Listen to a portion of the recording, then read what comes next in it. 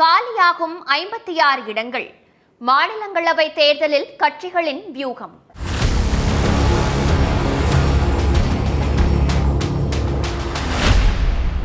வரும் ஏப்ரல் மாதத்தோட 56 மாநிலங்களவை எம்பிக்களின் பதவிக்காலம் முடிவடைய இருக்கு. காலியாகும் இடங்களுக்கான தேர்தல் பிப்ரவரி 27ஆம் தேதி நடக்க இருக்கு.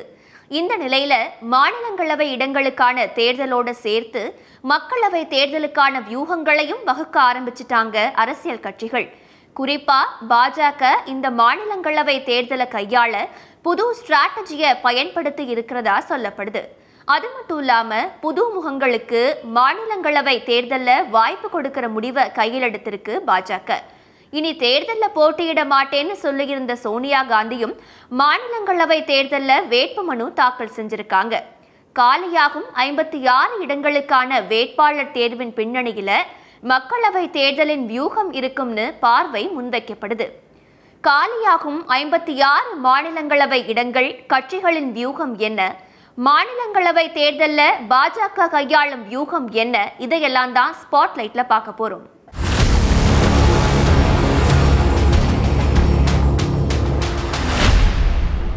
வரும் ஏப்ரல் மாதத்தோட காலியாக இருக்கும் 56 மாநிலங்களவை இடங்கள்ல 28 இடங்கள் இப்போ பாஜக வசம் இருக்கு.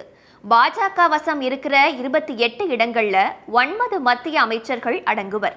காலியாகும் இடங்களுக்கான தேர்தல் வர 27ஆம் தேதி நடக்க இருக்கிற நிலையில ஏற்கனவே மாநிலங்களவை எம்பியா இருந்த 4 பேருக்கு மட்டுமே மீண்டும் மாநிலங்களவை தேர்தலில் போட்டியிட வாய்ப்பு கொடுத்திருக்கு பாஜக.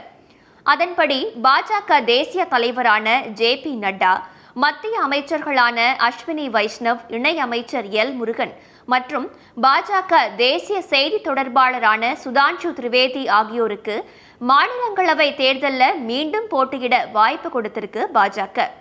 எல். முருகன் மத்திய பிரதேசத்திலும், அஸ்வினி வைஷ்ணவ் ஒடிசாவிலையும், ஜே.பி. நட்டா மகாராஷ்டிராவிலையும் போட்டியிட இருக்காங்க. சமீபத்தில் காங்கிரஸ் கட்சியில இருந்து விலகி பாஜகவில் சேர்ந்த மகாராஷ்டிரா மாநிலத்தின் முன்னாள் முதலமைச்சரான அசோக் சவானுக்கும் ராஜ்யசபா தேர்தலில் வாய்ப்பு வழங்கியிருக்கு பாஜக.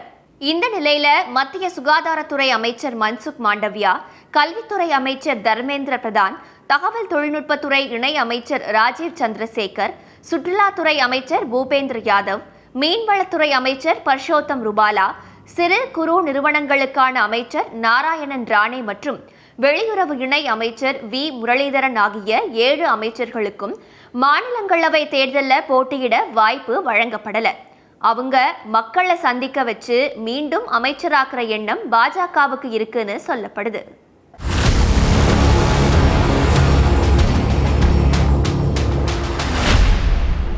பாஜகவை போலவே காங்கிரசும் மாநிலங்களவை தேர்தலில் சில உத்திகளை கையாண்டிருக்கு. தேர்தலில் போட்டியிட மாட்டேன் அப்படின்னு சொன்ன சோனியா காந்தி ராஜஸ்தான்ல இருந்து மாநிலங்களவைக்கு தேர்வு செய்யப்பட இருக்காங்க. அதே போல 33 வருஷமா எம்பியா இருந்த முன்னாள் பிரதமர் மன்மோகன் சிங் இதுக்கு மேல தான் எம்பியா இருக்க விரும்பலன்னு சொல்லி மாநிலங்களவை எம்பி பதவியில இருந்து விடை பெற்றிருக்காரு. காங்கிரஸ் கட்சிக்கு சட்டமன்ற தேர்தலையும் நாடாளுமன்ற தேர்தலையும் பெரிய அளவு வெற்றிகள் இல்லாததுனால, குறைந்த அளவிலான மாநிலங்களவை சீட்டுகளே இருக்கிறதுனால கூட்டணி கட்சிகள் கிட்ட தொகுதி பங்கீடு பேசும்போது மாநிலங்களவை சீட்டையும் சேர்த்து பேசுற திட்டத்தில் இருக்காங்க காங்கிரஸ். காலியா இருக்கிற 56 மாநிலங்களவை சீட்டுகளை பெரும்பாலான சீட்டுகள் பாஜக வசமே இருக்கிறதுனால மற்ற கட்சிகள் தேர்தல் தொகுதி பங்கீட்டோட சேர்த்து மாநிலங்களவை சீட்டுக்கும் பேச்சுவார்த்தையில ஈடுபட்டு வராங்க.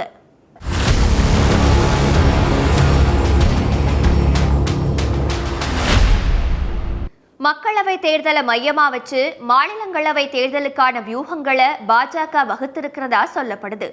என்னதான் மாநிலங்களவை இடங்களுக்கு தேர்தல் நடத்தப்பட்டாலும் நிறுத்தப்படும் வேட்பாளர்களின் வெற்றி ஏறத்தாழ உறுதி செய்யப்பட்ட ஒண்ணுதான். அதனால பல புது முகங்களுக்கு மாநிலங்களவை தேர்தலில் வாய்ப்பு கொடுக்க பாஜக திட்டமிட்டிருக்கிறதா தகவல் வெளியாகியிருக்கு. புது முகங்களுக்கு வாய்ப்பு கொடுக்கவே மத்திய அமைச்சர்கள் உட்பட தேசிய அளவில் முக்கிய பதவியில் இருக்கிறவங்களுக்கு மாநிலங்களவை தேர்தலில் வாய்ப்பு வழங்கப்படலன்னு ஒரு பார்வை முன்வைக்கப்படுது. மாநிலங்களவை தேர்தலில் பாஜகவின் வேட்பாளர் தேர்வு அனைத்து மாநிலங்களின் பிரதிநிதித்துவத்தையும் பல சமூகங்களின் பிரதிநிதித்துவத்தையும் உறுதி செய்யும் விதமாயிருக்குன்னு சொல்லப்படுது. பெண்களுக்கான இடஒதுக்கீடு மசோதாவையெல்லாம் கொண்டு வந்த பாஜக இந்த தேர்தலில் பெண்களுக்கு வாய்ப்பு வழங்கும் விதமா பாஜக மகளிர் அணியைச் சேர்ந்த நிர்வாகிகளுக்கு வாய்ப்பு கொடுத்திருக்கு. புது முகங்களுக்கு வாய்ப்பு கொடுத்திருக்கிறது ஒரு பக்கம் இருக்க, வாய்ப்பு வழங்கப்படாத மூத்த தலைவர்கள் மற்றும் மத்திய அமைச்சர்களின் நிலை என்ன அப்படிங்கிற கேள்வி எழுப்பப்படுது. மீண்டும் வாய்ப்பு வழங்கப்படாதவங்களை மக்களவை தேர்தலில் போட்டியிட பாஜக தலைமை வலியுறுத்தி இருக்கிறதா செய்தி வெளியாகி இருக்கு. இதன் மூலம் மக்களால் நிராகரிக்கப்பட்டவங்க அமைச்சரவையில இடம்பெற்றிருக்காங்கன்னு எதிர்க்கட்சிகள் முன்வைக்கும் விமர்சனங்களை தவிர்க்கிற எண்ணமும் பாஜகவுக்கு இருக்கு. மொத்தத்துல பாஜக விமர்சனங்களை தவிர்க்கவும் எதிர்க்கட்சிகள் மாநிலங்களவையில தங்களுடைய பிரதிநிதித்துவத்தை அதிகரிக்கவும் உத்திகளை வகுத்து மாநிலங்களவை தேர்தலை எதிர்கொள்றதா சொல்லப்படுது. செய்திகளை உடனுக்குடனும் துல்லியமாகவும் தெரிந்து கொள்ள சப்ஸ்கிரைப் பண்ணுங்க.